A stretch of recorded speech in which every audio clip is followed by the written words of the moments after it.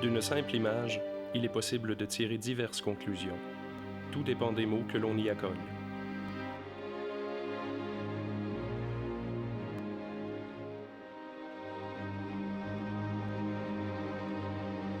Septembre 1945.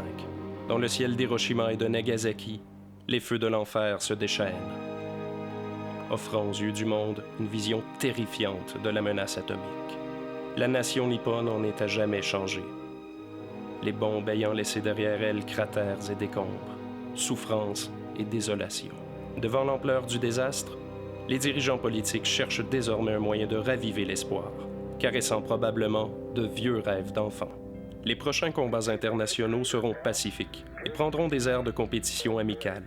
Une course vers l'espace où le vainqueur ne remportera rien de moins que cet imposant trophée, la Lune.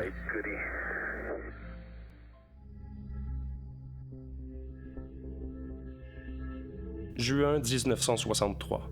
Au cœur de la guerre froide, les deux ennemis amorcent la phase des accords nucléaires. Un habile et terrifiant mensonge qui, selon certains, s'avérait nécessaire.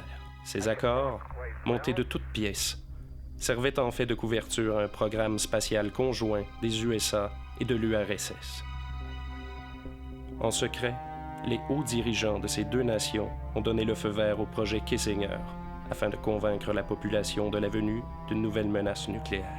Tandis qu'en coulisses, les militaires de la zone 51 effectuaient des recherches top secrètes concernant la venue de visiteurs extraterrestres.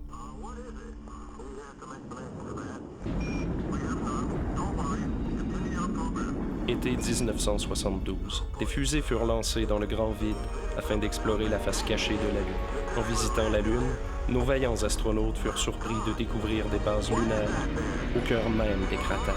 Très rapidement, ils furent appréhendés de façon singulière par les Nibiriens. Les hauts dirigeants du monde entier prirent part à une réunion spéciale afin de décider de la suite des choses. Devaient-ils reculer devant les Nibiriens ou tenter de les soumettre? Bien conscients de la nature destructrice des humains, les Nibiriens leur servirent un ultime avertissement en bombardant la Terre. L'ère des conquêtes spatiales était révolue.